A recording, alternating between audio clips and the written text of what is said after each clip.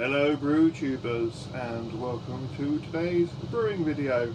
Been a very long time since I've done anything brewing related. Ever since we had that heat wave, it's been far too hot in here, about 35, 36, 37, without even starting to brew. Unfortunately the shed is in the direct sunlight for the vast majority of the day, so oh well, it is what it is. Cooler today though, it's a bit of a damp, drizzly Sunday morning. Early start, well for me anyway, 8 o'clock at the moment, thereabouts. I've been up since 5:30 though. Woke up this morning for a wee and then couldn't get back to sleep, so I thought, well, let's actually be productive with my time. So I did a bit of railway modelling. I had some platform edges to put on the station I'm making, so I did that. Then collected some more water because I only collected 35 litres yesterday, so I collected a bit more. Watched the Formula 1 qualifying, and yes, here I am, so ready to start mashing in. What am I making today? I am making my Watford Harlequin, using the new English hop variety Harlequin. It went well when I brewed it last. It was very pleasant. The only thing it needed was a slightly maltier edge. So I'm going to add a bit of amber malt to this batch, and it should make it a nice sort of biscuity maltiness to complement the hop, hopefully. I mean, it was very good as it was, it just needed a little bit more. Yeah, just needed a little bit more. So yeah, that's what I'm doing today, the version 2. Version 1 was excellent, hopefully version 2 will be better. Anyway, yeah, so we're going to start mashing in. I'm hoping to send this off to a beer festival, but we'll soon see whether or not it gets picked. So I'm trying to brew a 45 litre batch rather than my usual 40, just so I've got enough to fill a firkin, because they are a bastard to fill with the size equipment I've got. Just that sort of 10 litres too short. I would like to be able to, brew 50 litres at a time, but yeah, it's my brewing machine is 50 litres to brim, so realistically a 40 litre batch is pushing it. So 45 litres is going to be interesting. I'll probably boil some in the HLT behind me, so I'll take the mash tun out and sort of sparge a bit with that, just to split the batch between these two, boil that down, and then just add it to the main one once the levels dropped a bit.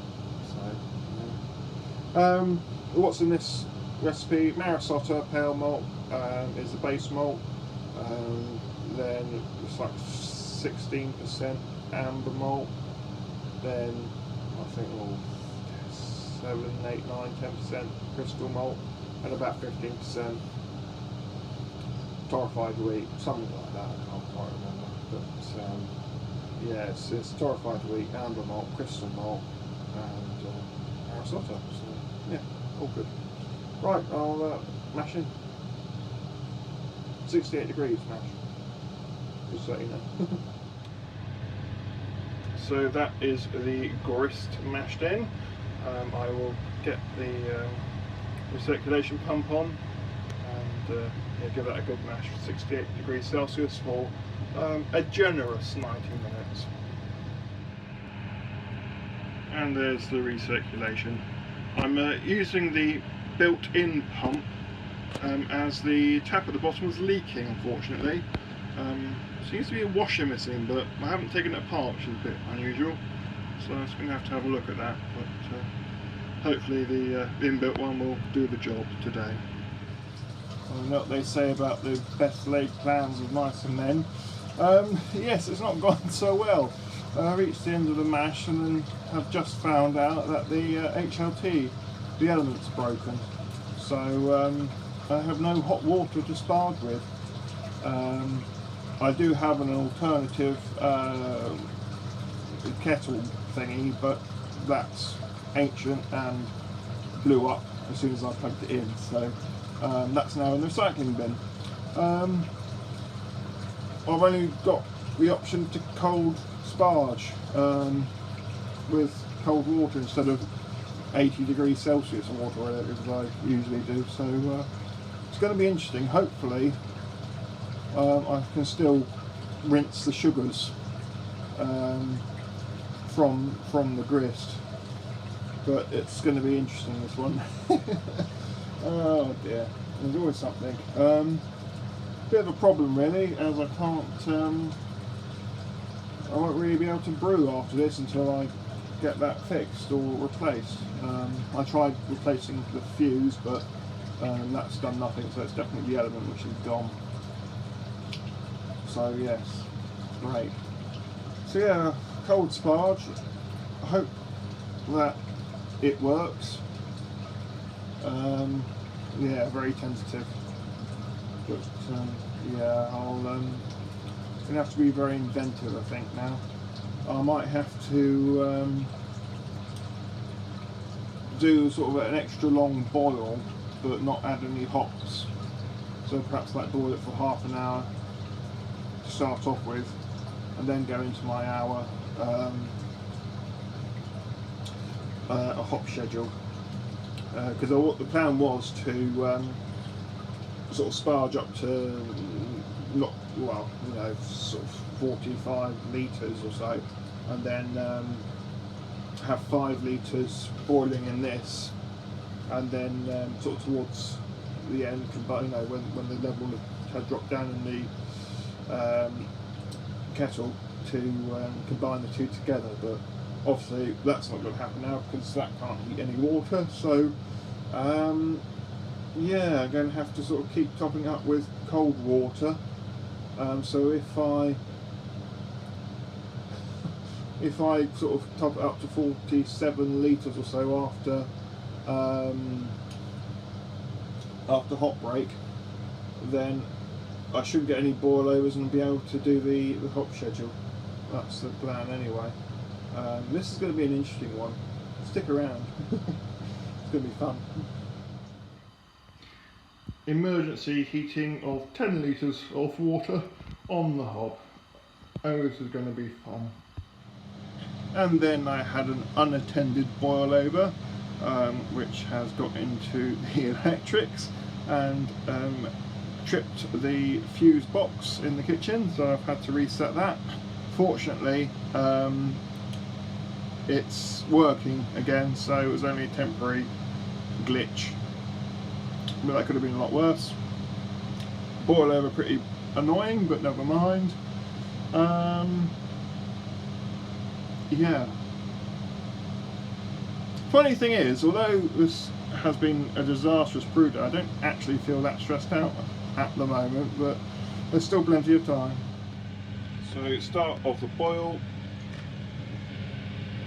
11 grams of Harlequin. As you can see, I've got a gentle boil, as I don't want to boil away too much work. Half an hour hop additions, another 20 grams of Harlequin, and as you can see, I have ramped up the power on the boil. I do have some concentrated work to go in, so should be alright. As long as I collect 45 litres, I'll be happy bunny. And also get a decent starting going too. One thing at a time. 15-minute addition, Protoflock tablet, and 30 grams of Harlequin. Final hop addition with 1 minute to go, 25 grams of Harlequin there. So give that a minute and then flame out. And then we'll see what happens. So that is nearly the end of brew day. The kettle's been cleaned, the floor has been mopped, and hot spider and immersion chiller all cleaned as well. The wort has been transferred to the fermenters. Haven't pitched the yeast yet though, as it is still a bit hot, because obviously the pump, the normal pump I used, if you remember, is leaking, so I didn't use that at all, and the inbuilt one blocked up, so I couldn't use any pumps to recirculate the wort to help cool it down. That's why I transferred it over a little bit hotter than I would do usually. Had to lift the kettle onto a higher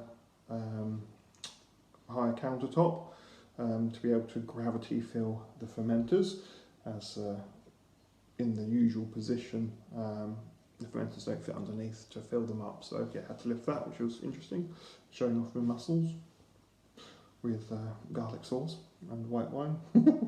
No, so yes, did that, and USO5 yeast will be used in it, and yeah.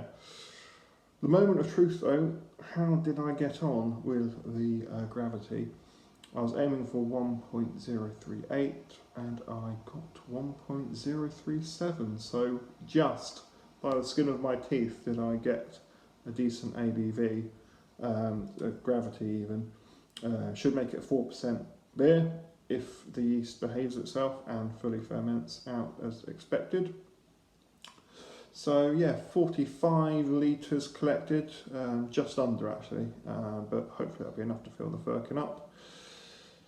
That's what it looks like. It's quite dark actually. I suppose that's the crystal and the amber malt has changed the colour, but I'll still call it pale ale because once that clears a bit, it'll be obviously better. I won't use cask finings, I don't think. I do have isinglass, but I think if I just leave it unfined, then it's obviously vegan friendly then. For things like beer festivals, and this is quite a trendy beer festival, that probably will be an important selling point, so I'll mark it as unfined, and hopefully it does do some natural clearing. So yes, that is it. Interesting brew day. Although it was pretty disastrous, I haven't felt stressed or upset or anything like that, which is a bit unusual. I thought I'd be a bit annoyed by now. So yes, let's go through the list of things which went wrong. So first off, the pump was leaking, my main recirculation pump, so I didn't use that at all. Second, obviously the HLT failed. Then the spare one I've got blew up, so that's now in the recycling bin. I had a boil over whilst it was hot breaking. I left it unattended and it boiled over, and some of the work must have got into the electrics because it shorted the device, the kettle. Fortunately though, when I flipped the switch, the fuse box switch, it came back on and it seemed to be okay, so that wasn't too much of a problem. So that was that. And then obviously the inbuilt pump blocked up as well, so that wasn't particularly good. Well, I think that might have been all the problems I had. I can't remember, there might have been some more. So, but yes, anyway, there we are. I did get a beer out of it. Hopefully it will taste good. Dry hop in 4 days' time. I think I should have about 15 grams of Harlequin left to dry hop with, so I'll split that 7 grams each and a bit. Yes, I'll split that between the two batches, USO5 to ferment with. Hopefully the yeast behaves itself and gets down to the right final gravity, and yeah, I'll package that up in the firkin and get that off to the Aston Clinton Beer Festival, if it all tastes fine. Hopefully I'll have enough beer at the end of fermentation to do a bottle as well, so I can test it just to make sure it is hunky-dory, because I don't really want to be sending anything which is naff. Anyway, hopefully it'll be fine. As I said, I have adjusted the recipe to make it a little bit maltier, so hopefully I get the same nice hop profile I got first time round, which will be complemented hopefully by the biscuit, the amber and the crystal malt, which I've added this time round. So, yes. Right, so I'm going to probably have a cup of tea, then a beer, and yeah, just relax the rest of the afternoon. I will need to pitch the yeast later tonight when the beer is at 20 degrees Celsius or so, and I need to clean the grain basket as well, because that is still full of grain and it needs cleaning. So yeah, that's the last job to do. Yeah, all good. I hope you enjoyed today. It might be quite an entertaining little situation. Obviously I need to now either try and fix the HLT or get a new one. In fact, I did bid on one on eBay today in Hatfield up the road, but unfortunately I lost out by £1. So there we are. I might have to. I'm thinking I might get like a tea urn thing, because that should do the trick. But yeah, well, that's something to think about for another day, I think. Right.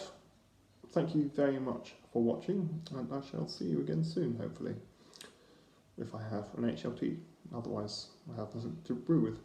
Anyway, bye bye.